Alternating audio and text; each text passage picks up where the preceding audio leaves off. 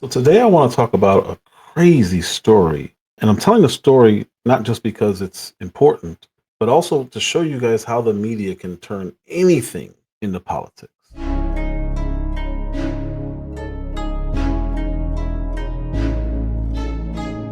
Hello, I'm Old Speaks. If you're new here, like, subscribe, share. Today, we're going to cover the story of a young lady named Melodee Buzzard. Now to the urgent search for a missing girl in Santa Barbara County. 9-year-old Melodee Buzzard hasn't been seen in at least a year. ABC's Stephanie Ramos has the story. This morning, authorities in Santa Barbara County, California are searching for a 9-year-old they say hasn't been seen in a year.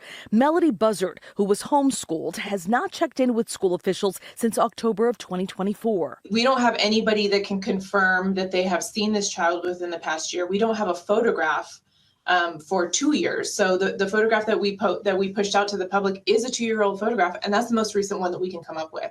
Authorities say they went to Melodee's home and found her mother, Ashley, but Melodee wasn't there, and no clear explanation was provided for her whereabouts. Recent cases involving the safety and well-being of homeschooled children have raised concerns about a possible lack of oversight by state officials. In Connecticut, Carla Garcia has been charged with killing her 12-year-old daughter, Jacqueline, whose remains were found in a storage bin last week.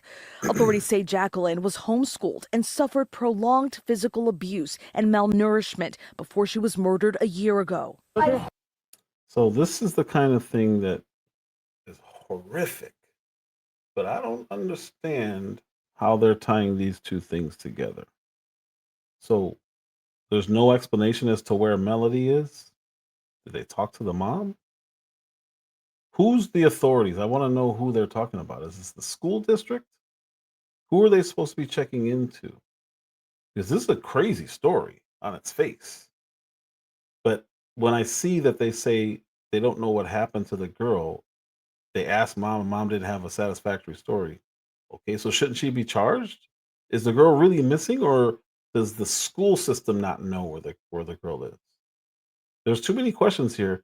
So when they went straight to another girl who was unalive by her mother, it's like, whoa, wait, what is this? And it starts becoming a story about, as you can see right here, cases involving safety of homeschooled children. All right, so you have some incidences where some horrible things happen, but like I don't understand the correlation. I really don't, because things happen to kids in schools. Do we hold all the schools accountable for that? This is a weird correlation that they're making, and I this is crazy.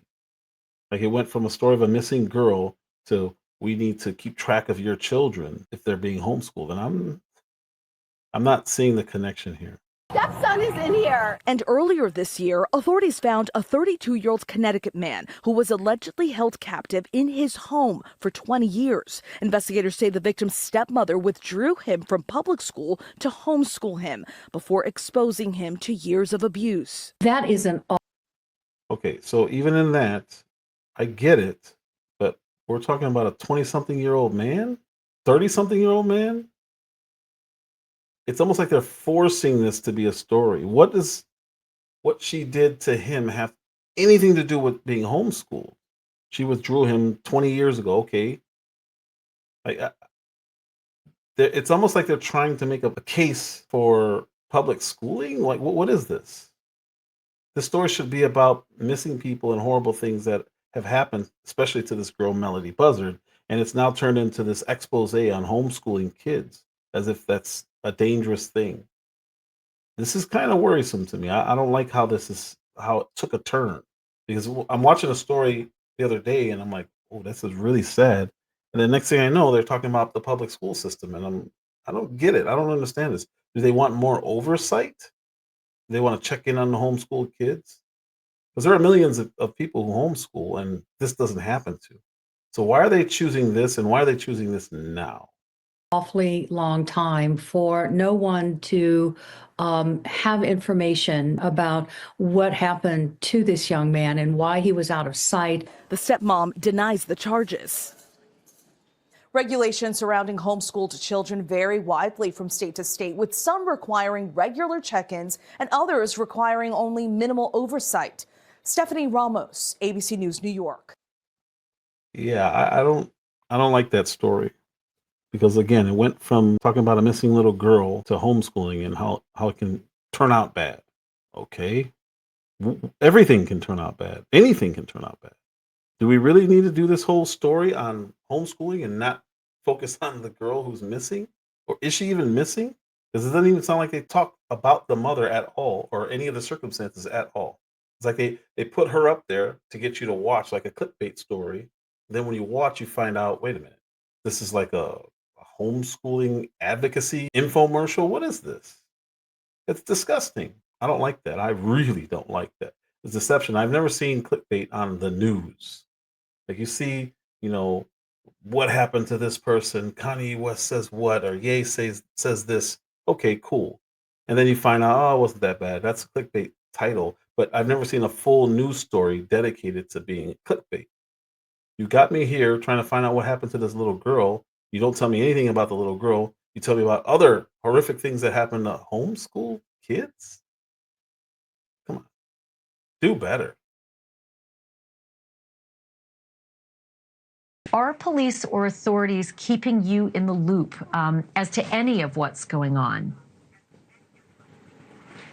Not really. We spoke to the news girl that's been following it. She called and just let us know what was going on and that Ashley was actually not arrested or detained. She was moved out of the home so they could search. But as far as detectives, we've called, left messages, and they haven't returned any calls. So we've been in the dark. So what do you make of this imagery that we've got now? The FBI is there. We've seen plainclothes police officers showing up and taking her with a packed bag in a van. Do you have any idea what might be going on here? No idea. I mean, they must have probable cause to, be searching, obviously. Maybe she said something. I mean, I don't know. It's all speculation at this point. We're just waiting for her to let us know where Melodee is so we could bring her home safe. I mean, that is the goal of everyone. The police who are working on this, the neighbors who are keeping an eye on what's going on out in front of that house. There was that other video that I just played early on about showing Ashley Buzzard taking down all of those missing child posters that were out on the front, front sidewalk out in front of her house. It just breaks my heart to see video like this, and I can't imagine what this is like for you guys.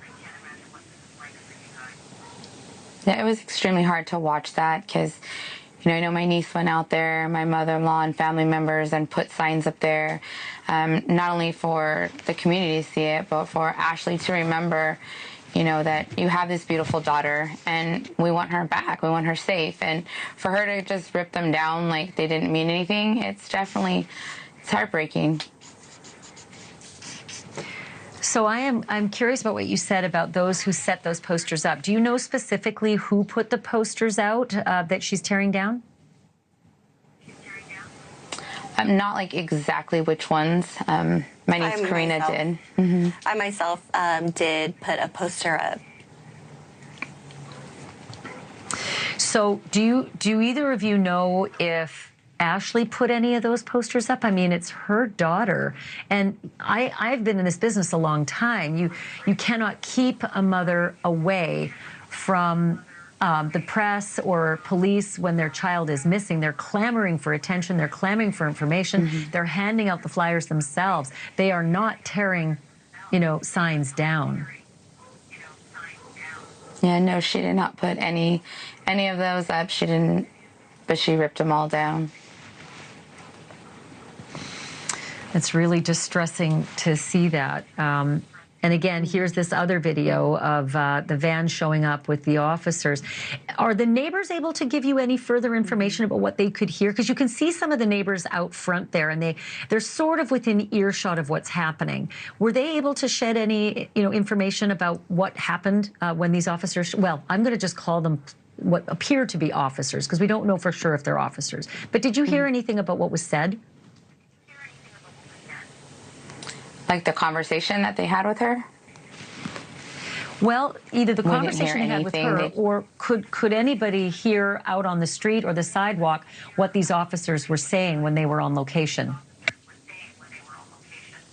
Oh, no, I haven't heard of anything, what they were talking about or to her. No, they wouldn't. The officers wouldn't even respond when they were asked what agency they were from. They wouldn't even respond to the question. Amo Speaks. If you're new here, please like, subscribe, share.